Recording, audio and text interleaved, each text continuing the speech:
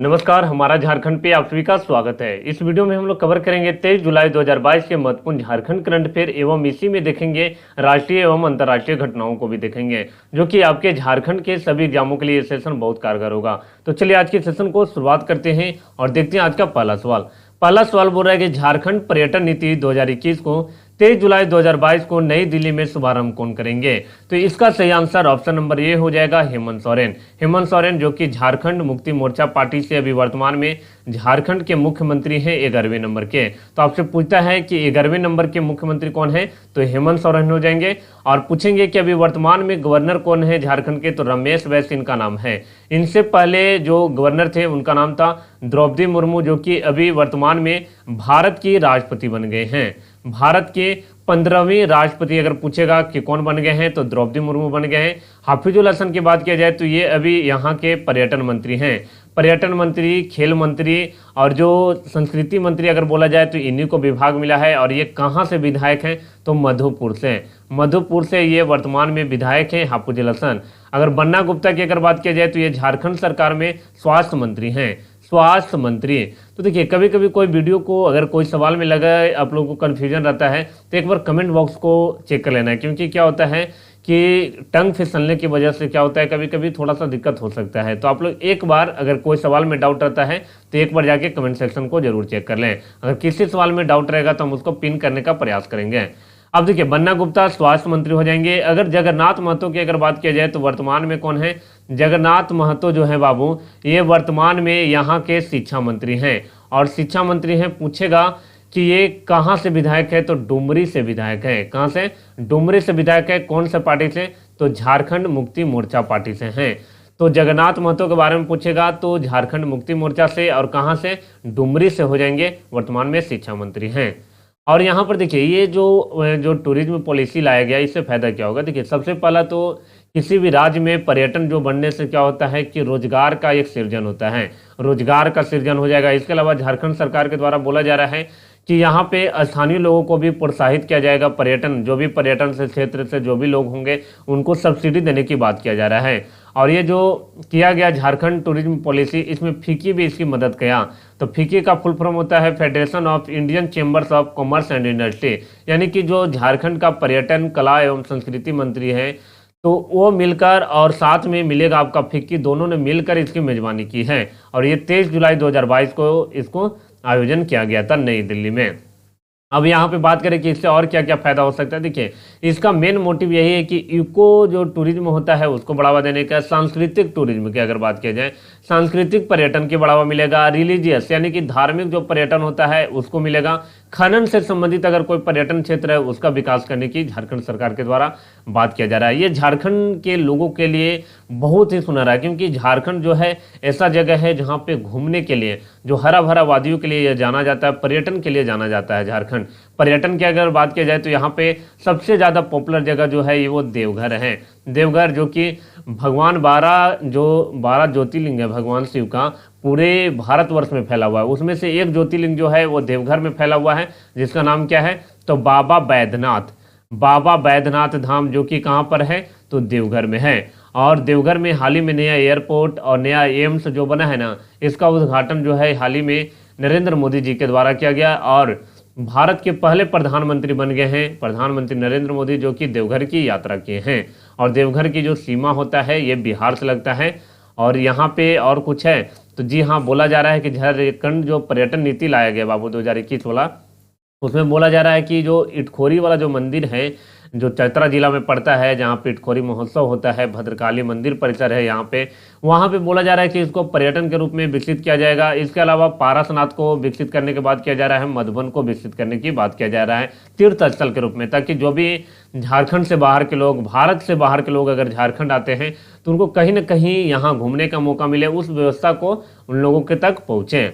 और इसके अलावा ये भी बोला जा रहा है इको सर्किट के रूप में लाने की बात किया जा रहा है लातेहार को, नेतरहाट जिसको हम लोग पहाड़ों की मलिका या पहाड़ों की रानी के रूप में जानते हैं, बेतला को, चांडिल को, दलमा को, मिर्चैया और गेतलसूद जो डैम है उसको इको सर्किट के रूप में विकास करने की बात किया जा रहा है। तो ये बहुत बड़ी उपलब्धि हो जाएगा झारखंड के लिए।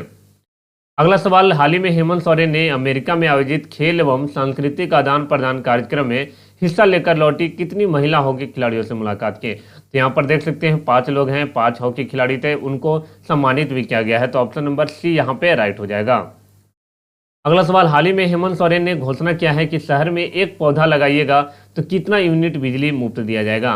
तो 73वां वन महोत्सव हुआ था, वहां पे इसकी घोषणा किया गया, 5 यूनिट मिलेगा, यानी कि प्रति पौधा। अब पौधा लगाने का मतलब ये नहीं है कि आप वहां पे गुलाब का पौधा लगा दीजिए, गेंदा का पौधा लगा दीजिए, ऐसा नहीं। कुछ ऐसा पौधा लगाना है जिससे फल मिले, जैसे आम का पेड़, अमरूद का पेड़, जहाँ से आप लोगों को क्या हो कि आप लोगों को कुछ अर्जित हो, यानी कि फल के रूप में आपको प्राप्त हो। तो फलदार पौधा लगाना होगा, जितना पौधा लगाइएगा उतना हिसाब से मिलेगा। मान लिया जाए कि आप 50 पौधा लगा दिए तो आपको कितना मिलेगा, 5 यूनिट मिलेगा। तो आप काउंट कर सकते हैं, तो कितना 250 यूनिट फ्री में मिलेगा। तो 1 यूनिट का कितना मिलेगा, 5 यूनिट बिजली मुफ्त में मिलेगा। यानी कि एक पौधा लगाइएगा, 5 यूनिट बिजली आप लोगों को मुफ्त में मिलेगा। और ये जब तक पेड़ रहेगा घर में तब तक ये बिजली मुफ्त में आपको दिया जाएगा। और उसको संरक्षण भी करना होगा, ऐसा नहीं कि अभी लगा दिए, फिर देख रेख भी आप ही लोगों को करना होगा। अगला, जब मैप देखते हैं झारखंड को, तो पहला सवाल आपके मन में आएगा कि झारखंड कितने राज्यों के साथ सीमा साझा करता है। यानी झारखंड जो है ये 5 राज्यों के साथ, बिहार के साथ, वेस्ट बंगाल, ओडिशा, छत्तीसगढ़ और उत्तर प्रदेश के साथ अपने सीमा साझा करता है। यानी कि यहाँ के जितने जिला है, वर्तमान में यहाँ पे कितने जिला हैं, 24 जिला है यहाँ पे, और 14 यहाँ पे लोकसभा सीट है, 6 यहाँ पे राज्यसभा सीट है। यहाँ पे अगर बात की जाए 82 यहाँ पे विधानसभा का जो सीट है, और विधानसभा में 82 को जो है ना, एक जो है वो मनोनीत सदस्य का रहता है, जो कि यहाँ पे रद्द कर दिया गया है, खत्म कर दिया गया है। तो अभी कितना विधायक वर्तमान में, 81 यहाँ पे विधायक बाबू। वर्तमान में झारखंड में कितने विधायक, तो 81 विधायक हैं। और एक मात्र ऐसा विधायक है जो चतरा वाले विधायक हैं, चतरा वाले जो विधायक हैं जिनका नाम है सत्यानंद भोक्ता। सत्यानंद भोक्ता जो कि आरजेडी पार्टी से बिलोंग करते हैं, क्योंकि आरजेडी पार्टी यहाँ पे सरकार बनाने में, यानी कि झारखंड मुक्ति मोर्चा का साथ दिया था, इसलिए इनको मंत्री भी बना दिया जाता है। श्रम मंत्री हैं वर्तमान में झारखंड सरकार में, श्रम मंत्री। तो आपसे सवाल पूछेगा सत्यानंद भोक्ता कहाँ से विधायक हैं, तो चतरा से विधायक हैं। और चतरा में ही आप लोग को भद्रकाली मंदिर परिसर देखने को मिलेगा। पूछता है सवाल कि झारखंड के कितने ऐसे जिला हैं जो कि बिहार से सीमा साझा करते हैं। तो बिहार से 10 जिला टच करता है, और वेस्ट बंगाल से भी 10 जिला टच करता है। तो 2 को आपको याद रखना है। पूछेगा झारखंड के कितने जिले वेस्ट बंगाल से टच करते हैं, 10 जिला, और बिहार से कितने जिला टच करता है झारखंड का, तो 10 जिला। बोलेगा कितना ऐसा जिला है झारखंड का जो कि किसी राज्यों के साथ सीमा साझा नहीं करता है, तो 2 हो जाएगा। एक आपका लोहरदग्गा हो जाएगा, और एक आपका खुंटी हो जाएगा। खुंटी की अगर बात की जाए तो ये झारखंड का 23वां जिला था, और 24वां जिला, यानी कि 24 को जिला है तो 24वां कौन था, रामगढ़ था। सबसे पुराना जिला बोलेगा तो हजारीबाग हो जाएगा। लोहरदग्गा और गुमला जो है बाबू रांची के बगल में है, तो रांची से अलग होकर ही 1983 में बना था। जब गढ़वा की बात किया जाए तो गढ़वा जो है उत्तर प्रदेश से भी सीमा साझा करता है, और बिहार से भी, और छत्तीसगढ़ से, यानी कि 3 राज्यों के साथ। तो छत्तीसगढ़ से ये कहाँ से टच करता है, तो बलरामपुर से एक जगह है, बलरामपुर से टच करता है। उत्तर प्रदेश में सोनभद्र से टच करता है, सोनभद्र जिला है वहाँ पे। और जो बिहार में कहाँ पे, तो सोन नदी जो है ना बाबू, वहाँ पे टच करता है। सोन नदी से ये टच करता है, ये भी आप लोग को याद रखना होगा। वहाँ पे पूछता है जामताड़ा किस लिए फेमस है, ये साइबर क्राइम के लिए फेमस है। साइबर क्राइम यहाँ पे ज़्यादा होता है, इसलिए ये फेमस है। दुमका जो है संथाल परगना, ये वाला जो एरिया नज़र आ रहा है, यहाँ से लेकर देवघर, जामताड़ा, ऊपर में आपका साहिबगंज, ये सब जो है ना, ये दुमका का जो संथाल परगना के तहत आता है। यानी कि संथाल परगना का हेडक्वार्टर कहाँ हो जाता है, दुमका हो जाता है, जो कि झारखंड की दूसरी राजधानी, यानी कि उप राजधानी के रूप में हम लोग जानते हैं। ऐसे झारखंड की राजधानी तो रांची है, मगर उप राजधानी या दूसरी राजधानी बोलेगा तो दुमका हो जाएगा। और एक और चीज़ जान लीजिए कि जो झारखंड में अभी वर्तमान में जो मुख्यमंत्री हैं हेमंत सोरेन, आप लोगों को बताना है इसका आंसर। हेमंत सोरेन जो हैं ये कहाँ से विधायक हैं, ये 2 जगह से निर्वाचित होते हैं, मगर एक जगह छोड़ देते हैं, दुमका वाला छोड़ देते हैं। आपको बताना है एक वाला कि एक कौन है जहाँ से वो विधायक हैं। और रांची को हम लोग क्या बोलते हैं, झारखंड का शिमला बोलते हैं, झारखंड का शिमला बोलते हैं। और जलप्रपातों का शहर ही रांची को ही बोलते हैं। और यहाँ पे सिमडेगा को हम लोग हॉकी के लिए फेमस है, हॉकी के लिए फेमस है। और सिमडेगा देख सकते हैं यहाँ पे छत्तीसगढ़ से भी अपना सीमा साझा करता है, और उड़ीसा से। पूछता है कि कौन सा ऐसा जिला है जो कि उड़ीसा से 3 तरफ से लगा हुआ है, तो वेस्ट सिंहभूम देखिएगा कि 3 तरफ से इधर से भी लगा हुआ है, नीचे से भी लगा हुआ है और इधर पश्चिम से भी लगा हुआ है। पूछता है झारखंड के सबसे पूर्वी जिला कौन है? झारखंड के सबसे पूर्वी जिला जो है ये पाकुड़ हो जाएगा। बोलेगा झारखंड के सबसे पश्चिमी जिला तो गढ़वा हो जाएगा, सबसे पश्चिमी जिला। सबसे उत्तरी जिला बोलेगा तो साहिबगंज, झारखंड का सबसे उत्तरी जिला। और झारखंड का सबसे दक्षिणी जिला जो कि क्या कहलाता है आपका, जो है वेस्ट सिंहभूम कहलाता है। और एक और चीज़ जान लीजिए कि ये सबसे बड़ा जिला है, यानी कि पूछेगा कि झारखंड का सबसे बड़ा जिला जो कौन है तो वेस्ट सिंहभूम हो जाएगा, वेस्ट सिंहभूम हो जाएगा बाबू। और आप लोग को कुछ ऐसा जिला है जिसका मुख्यालय अलग जगह पर होता है कि क्या होता है ना कि पढ़ाने के दौरान बहुत स्पीड थोड़ा हाई रहता है। तो आप लोग कभी कभी अगर किसी सवाल में अगर किसी तरह का अगर डाउट रहता है तो आप लोग एक बार कमेंट सेक्शन में जाकर अपनी राय दे सकते हैं। किसी सवाल में हो सके मेरे से गलती हो जाए तो गुंजाइश बहुत कम रहता है, ऐसा होता नहीं है, कभी कभी हो सकता है। वेस्ट सिंहभूम की अगर बात की जाए, पश्चिमी सिंहभूम की बात की जाए तो इसका हेडक्वार्टर कहाँ होता है? चाईबासा। हम बताएं ना कुछ ऐसा जिला है जिसका मुख्यालय अलग जगह, जैसे धनबाद देखिएगा तो धनबाद में है मगर कुछ अलग है। जैसे वेस्ट सिंहभूम का चाईबासा, पूर्वी सिंहभूम का देखिएगा जमशेदपुर हो जाएगा, सरायकेला खरसावां का सरायकेला हो जाएगा, और पलामू जिला का देखिएगा डाल्टनगंज हो जाएगा, और बोकारो जिला का देखिएगा बोकारो स्टील सिटी हो जाएगा। धनबाद को हम लोग क्या बोलते हैं बाबू? कोयला नगरी के रूप में जानते हैं, कोयला नगरी। देवघर को हम लोग क्या कहते हैं? देवी देवताओं की भूमि के रूप में जानते हैं। और गिरिडीह को सोलर सिटी के रूप में हम लोग जानते हैं, सोलर सिटी के रूप में जानते हैं। साहिबगंज इसलिए फेमस है बाबू कि साहिबगंज झारखंड का एकमात्र ऐसा जिला है जहाँ पे गंगा नदी टच करती है। गोड्डा से लेकर नई दिल्ली तक हम सफ़र एक्सप्रेस चली थी। तो हम झारखंड करंट अफेयर के लिए तो आप लोग को बाबा बना देंगे, झारखंड करंट अफेयर के लिए टेंशन नहीं लेना है। और झारखंड स्टैटिक, झारखंड जीके का भी सवाल कराएंगे, जो ज़्यादा पॉपुलर सवाल होगा वो हम जरूर यहाँ पे कराने का प्रयास करेंगे, जो सवाल पूछा हुआ रहता है। और चलिए आगे बढ़ते हैं, जो भी बीच बीच में आएगा उसके बारे में हम बताते रहेंगे। अगला सवाल, झारखंड सरकार ने तय किया है कि अब जंगल के कितने किलोमीटर के दायरे में एक भी आरा मिल नहीं लगाया जाएगा। देखिए आरा मिल के होने की वजह से अब जंगल में आरा मिल रहेगा तो लकड़ी का यहाँ से क्या होता है कि गलत तरीके से उपयोग किया जाता है। तो 5 किलोमीटर, तो ऑप्शन नंबर यहाँ पे ए हो जाएगा। 5 किलोमीटर जो है ना बाबू, इसके दायरे में अगर रहेगा आरा मिल तो उसको आरा मिल नहीं चलने दिया जाएगा, ऐसा सरकार के द्वारा बोला जा रहा है। जो भी अगर होगा भी उसको बंद कर दिया जाएगा। ये वन संरक्षण के लिए ऐसा किया जा रहा है, क्योंकि वृक्ष लगाइएगा तभी तो जीवन पाइएगा, जीवन को बचाने के लिए वृक्ष लगाना होगा। पर्यावरण संवर्धन के लिए कहाँ पर जैव विविधता पार्क का निर्माण किया जा रहा है? तो ये चाकुलिया में भी किया जा रहा है, गिरिडीह में भी किया जा रहा है, साहिबगंज में भी किया जा रहा है, दुमका में भी किया जा रहा है। तो ऑप्शन नंबर ई हो जाएगा, यानी कि जैव विविधता पार्क का निर्माण हो रहा है चाकुलिया, गिरिडीह, साहिबगंज, दुमका में भी। और एक और चीज़, हाल ही में जो है ना फॉसिल पार्क बना था, जो कि यहाँ पे जो भी जीवाश्म हैं उनको संरक्षण के लिए, इको टूरिज्म को बढ़ावा देने के लिए यहाँ पे ऐसा बोला जा रहा है कि 15 करोड़ वर्ष पुराने जीवाश्म भी आप जाइएगा तो वहाँ पर देख सकिएगा, वहाँ पे संरक्षित किया गया, उसको बचा के रखा गया है। ये जगह जो है ये साहिबगंज में। तो पूछता है कि झारखंड में हाल ही में फॉसिल पार्क कहाँ पे बना है? तो ये साहिबगंज में बना है, साहिबगंज जिला में। अगला सवाल, मुख्यमंत्री हेमंत सोरेन हाल ही में कितनवें वन महोत्सव में शामिल हुए, जहां पर उन्होंने बोला है कि 2022 में 2 करोड़ से ज़्यादा पेड़ लगाने की लक्ष्य रखा गया है? तो 73वां हो जाएगा, ऑप्शन नंबर सी यहाँ पे राइट हो जाएगा। तो यहाँ तक झारखंड करंट अफेयर है। अब देखते हैं राष्ट्रीय करंट अफेयर, जो कि आप लोग को एग्जाम के पर्पज से इंपॉर्टेंट रहेगा। किसी भी एग्जाम को, या रेलवे को देते हैं, जेपीएससी देते हैं, झारखंड एसएससी देते हैं, झारखंड दरोगा, झारखंड पुलिस, सब जगह काम करेगा। महान स्वतंत्रता सेनानी बाल गंगाधर तिलक एवं चंद्रशेखर आजाद की जयंती कब मनाई जाती है? तो इनका जन्म हुआ था 23 जुलाई को, तो ऑप्शन नंबर बी यहाँ पे हो जाएगा। जयंती का मतलब जन्म को बोला जाता है, पुण्यतिथि का मतलब होता है जिस दिन मृत्यु होता है, पुण्यतिथि यानी कि निधन के दिन को। इनका जन्म जो हुआ था बाल गंगाधर तिलक का तो 23 जुलाई 1856 को। वहीं बात किया जाए चंद्रशेखर आजाद जी का तो 23 जुलाई 1906 को हुआ था। और बाल गंगाधर तिलक की मृत्यु की अगर बात किया जाए, यानी कि पुण्यतिथि इनका 1 अगस्त को मनाया जाता है, यानी कि 1 अगस्त 1920 का इनका पुण्यतिथि मतलब कि मृत्यु हुआ था। और बोलेगा चंद्रशेखर आजाद की मृत्यु कब हुआ था? तो 27 फरवरी 1931 को हुआ था। बहुत ही चंद्रशेखर आजाद जो है ना, बहुत बोल सकते हैं, बहुत अंदर में स्टेमिना था, क्योंकि 14 वर्ष की उम्र में ही ये अंग्रेजों से लोहा ले लिए थे, अंग्रेजों को धूल चटाने का काम किए थे चंद्रशेखर आजाद। एक बहुत ही हमारे स्वतंत्रता सेनानी जिनका नाम जो है इतिहासों में दर्ज है, अभी भी लोग बहुत सम्मानित, जैसे भगत सिंह हो गए, चंद्रशेखर आजाद आज के युवाओं के लिए कहीं ना कहीं प्रेरणा स्रोत के रूप में जाने जाते हैं। अब बाल गंगाधर तिलक के बारे में क्या क्या सवाल होता है? पहला कि केसरी और मराठा समाचार पत्र हैं, इसका प्रकाशन इनके द्वारा किया गया था। और एक और चीज़ जान लीजिए कि इनको लोकमान्य के नाम से जानते हैं, लोकमान्य के नाम से जानते हैं। और इन्हीं को आधुनिक भारत के निर्माता के रूप में कहे थे महात्मा गांधी। पूछता है सवाल कि आधुनिक भारत के निर्माता किन्हें कहा जाता है।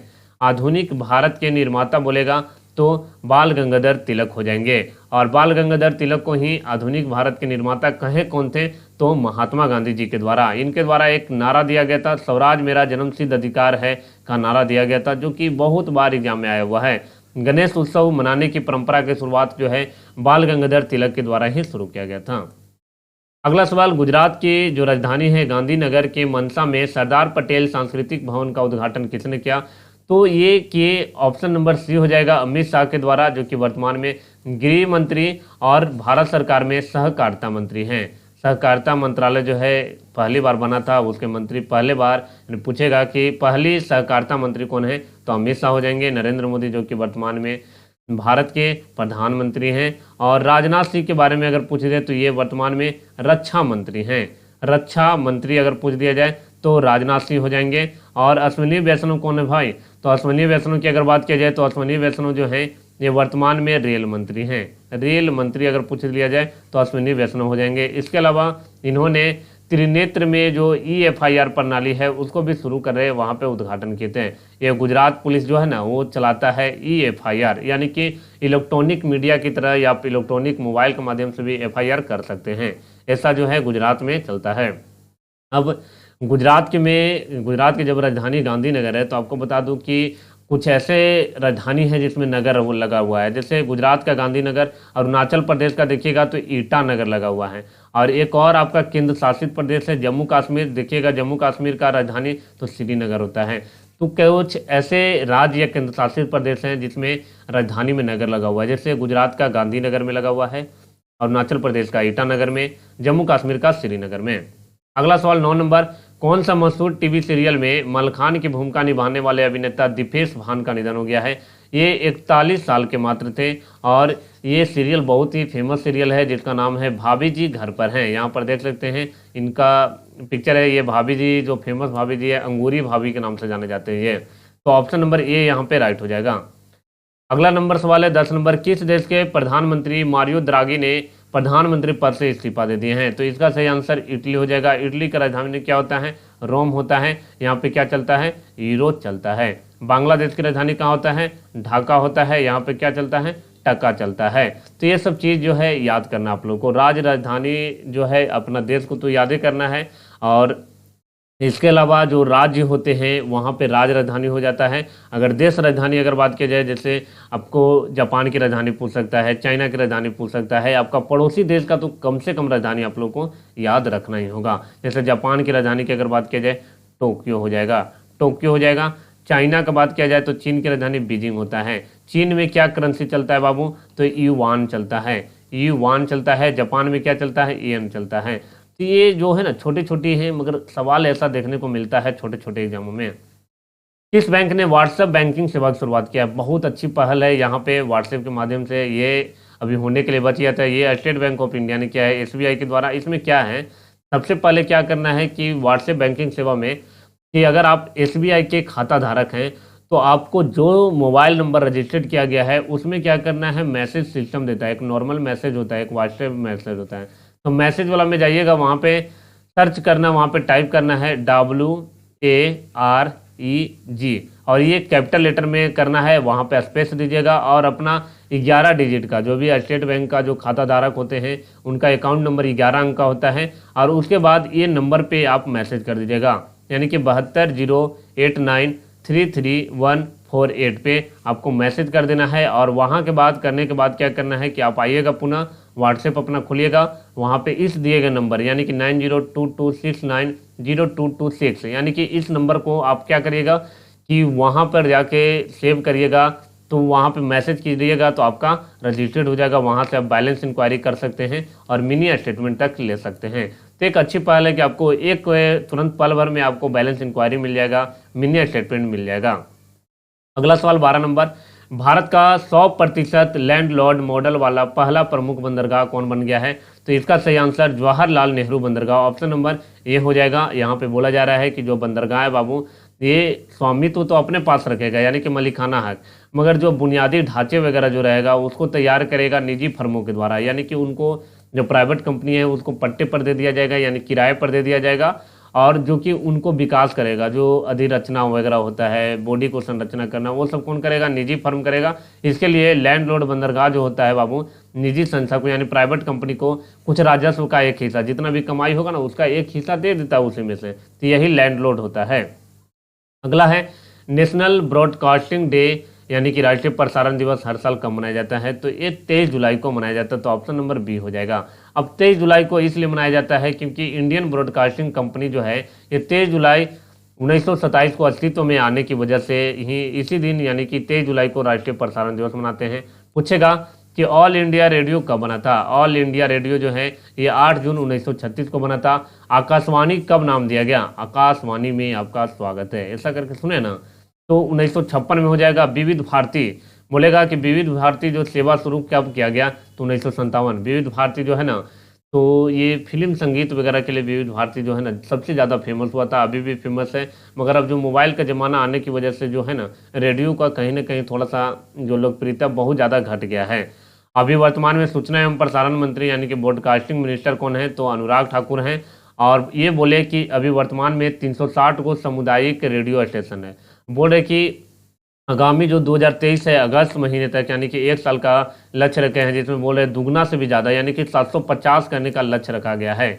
तो 750 देखते हैं कितना पूरा हो सकता है, तो ये सब चीज़ याद रखना है। अगला सवाल, पहली खेलो इंडिया फिशिंग वीमेंस यानी कि महिला लीग 25 जुलाई से लेकर 29 जुलाई तक कहाँ होगा?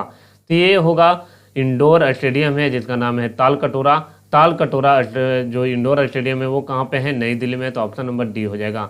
ये जो है तलवारबाजी से संबंधित है, यानी कि पहली बार ऐसा प्रतियोगिता हो रहा है जो कि तलवारबाजी से संबंधित है, और ये राष्ट्रीय प्रतियोगिता हो रहा है, यानी कि इसका नाम ही है खेलो इंडिया फेसिंग वीमेंस। फेसिंग का मतलब तलवारबाजी हो जाता है, तो यहाँ पर सही आंसर क्या हो जाएगा? ऑप्शन नंबर डी, नई दिल्ली। ये पहली बार हो रहा है, 25 जुलाई से लेकर 29 जुलाई तक चलेगा। अगला सवाल, ये सवाल तो आपका वीवीआई सवाल रहेगा। ये सवाल आप लोगों को इससे संबंधित जो भी सवाल है सब वीवीआई, और ज़्यादा हम कंटेंट नहीं आप लोगों को देंगे, वही सवाल देंगे जो आपके पेपर में आने की संभावना सबसे ज़्यादा रहेगा। 68वां नेशनल फिल्म अवार्ड्स जो कि हाल ही में घोषित किया गया, उसमें सबसे ज़्यादा फिल्म फ्रेंडली राज्य का पुरस्कार कौन सा राज्य को दिया गया? यानी कि सबसे ज़्यादा वहाँ फिल्म शूटिंग करने में सबसे ज़्यादा लोग कोऑपरेट करते हैं, तो ये मध्य प्रदेश हो जाएंगे, ऑप्शन नंबर ए। और ध्यान देना यहाँ पर दो तरह का सवाल होता है, एक सर्वाधिक अनुकूल राज्य, यहाँ भी सर्वाधिक अनुकूल राज्य है, बोलेगा सबसे ज़्यादा फिल्म फ्रेंडली राज्य मध्य प्रदेश को बता दिए, उसी में एक शब्द मेंशन कर देगा बाबू कि विशेष उल्लेख के लिए, विशेष उल्लेख के लिए सर्वाधिक अनुकूल राज्य किसे का अवार्ड किसे दिया गया? तो ये उत्तराखंड और उत्तर प्रदेश को। अगर कुछ मेंशन नहीं रहेगा, केवल ये दे देगा, मेंशन कर देगा सर्वाधिक फिल्म फ्रेंडली दे देगा, तो आपका मध्य प्रदेश चला जाएगा। अगर उसी में विशेष उल्लेख के लिए दे देगा, स्पेशल मेंशन के लिए, तो उत्तराखंड और उत्तर प्रदेश हो जाएगा। और इसी से संबंधित और सवाल है आप लोगों को समझना है। 68वां नेशनल फिल्म अवार्ड्स में सर्वश्रेष्ठ अभिनेत्री कौन रही?